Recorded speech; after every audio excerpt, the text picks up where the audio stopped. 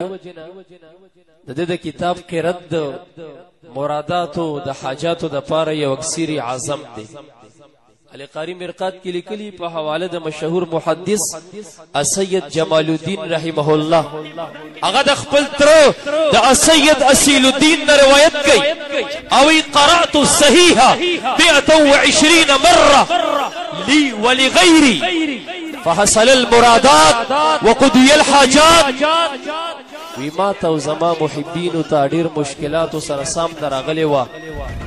یو سلوشل پیری ما د صحیح بخاری قرات د مشکلاتو پټیم کې کړي وی د دې بخاری شریف د قرات د برکت الله تعالی زما مشکلات هم حل کړي او ماته مرادات هم حاصل کړي دي. حضرت امام بخاری رحمت الله علیه چې کله وفات شو او د جنازې منځ په وشو د اختر پشپد وفات شوی او کله چې دفن کړي شو نو د قبر د خورونه به د مشک غوندي خوشبویانه ختلې. د علماء دیوبند مشهور عالم خلیل احمد سحنفوری په مقدمه د بخاری کې لیکلي وی د دور دراز علاقونه بخم خلق د سمرقند د بخارا د خرطنگ د علاقې خلق براتل او د حضرت امام بخاری رحمت الله علیه د مزار نبی تبرکن خورم اوړله.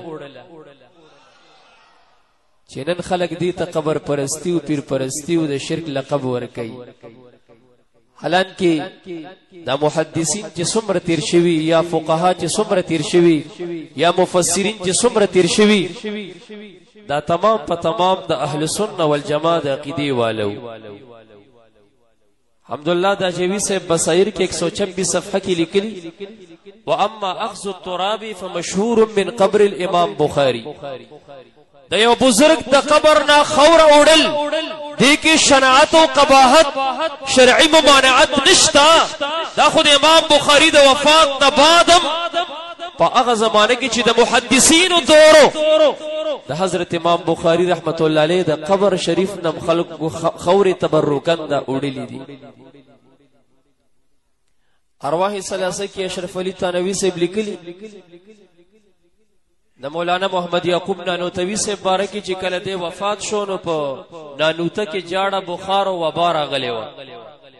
د مشر زوی معین الدین صاحب هغه دا حکایت کوي وی خلق بچراغ او زما د والد صاحب د مزار خوره به یوړه او مټ باندې به وتړله خدای تعالی هغه ته شفا ورکوله. وی مونږ سوزل دا قبر به خلکو اوار کو خوره به ته یوړه مونږ به بیا دا قبر جوړ کو بیا به خلکو اوار کو. آخر کې دا صاحبزاده سے تنگ شو د والد سے قبر تکینی ورتوی ابا تمہارے لیے تو کرامت بن گئی لیکن ہمارے لیے مصیبت بن گئی. اے بابا استاد پار کرامت ګرځیدلې خو موږ دې پلوي مصیبت کې اختکړیو. خلق تبرکن خوري اوړیو قبر دی اواریږي موږ درته بیا قبر جوړو کدنن نفس تا د قبر په خور باندې سوک جوړ شو همدا سي لست پریدم مکو چې پروتي تکي خور در باندې ناشو وی دا غینه بعد بیا دا کرامت تن سلب. مقصد می دی ټکی کیو چې د بزرګانو د مزار خوره کچا تبرکن استعمال کنو د امام بخاری د مزار خورم تبرکن استعمال شوی. علماوی فقه البخاری فی تراجمه د امام بخاری فقاهت دغه په تراجمو کې مرکز دی پروت دی. امام بخاری تراجمو تکو کتلی شي نو هر ترجمه په زبان حال سره وای چې دا پدی زمانه کې د سلورو مذهبونو د مقلدینو د سلورو طریقو د منونکو دا څومره پیر فقیر والا خلق چي دي اهل سنت والجماعت چې څومره خلق دي د زړی عقیدی والا خلق دغه عقیده د حضرت امام بخاری مو د حضرت امام ترمذی مو د حضرت امام ابو داود د امام نسائی د امام ابن ماجه د ابو حاتم رازی وا د امام دارمی وا دا څومره محدثین چې سړی وګوري دا ټول په عقیده کې اهل سنت والجماعت. موږ د دې قیل یو چې مړی اوري. حضرت امام بخاری په خپل صحیح کې په دې ترجمه خودلی باب المیت یسمع خفق النعال مړی د ژوندو د سپلو چغارې موري. او بیا دغه ترجمه لاندې حدیث ذکر کوي د انس ابن مالک رضی الله تعالی عنه ان الميت اذا وضع في قبره وتولى عنه اصحابه انه ليسمع قرع نعالهم. پنځه تاکید سره مبارک فرمایي مړی چې قبر کې خودلې شي او دا خلک ته واپس روان شي د کور په طرف. ان روړي لام تاکید روړي جمله اسمیه روړي صيغه د فعل مضارع روړي.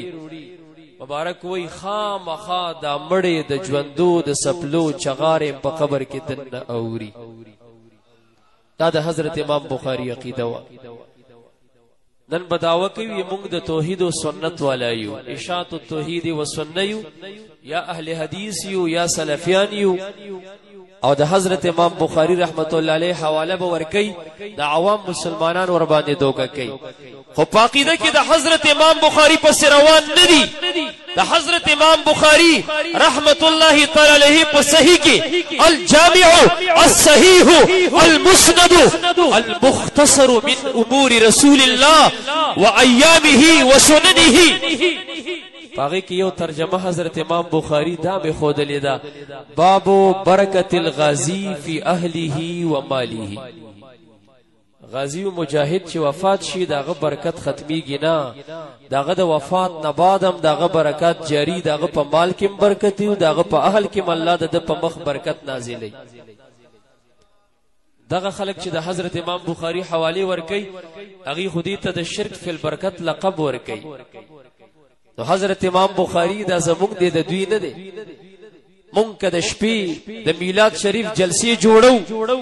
امام بخاری په خپل صحیح کې د پاره د تایید او د اثبات د جلسې د میلاد ترجمه الباب دی باب العلم والعزه بالليل.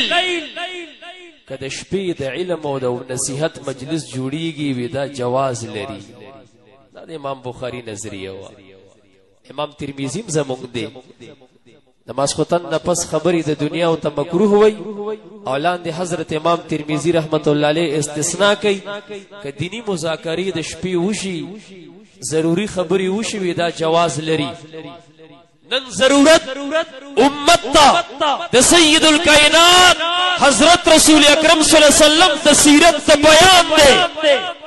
ځکه د پاک ذات او محمد فرق بین الناس د رسول الله مبارک دا پاک ذات د هر خصفت یو نمونه خدای تعالی ګرځولې ده. مرد مجاهد یو بهادر لرو مرد مجاهد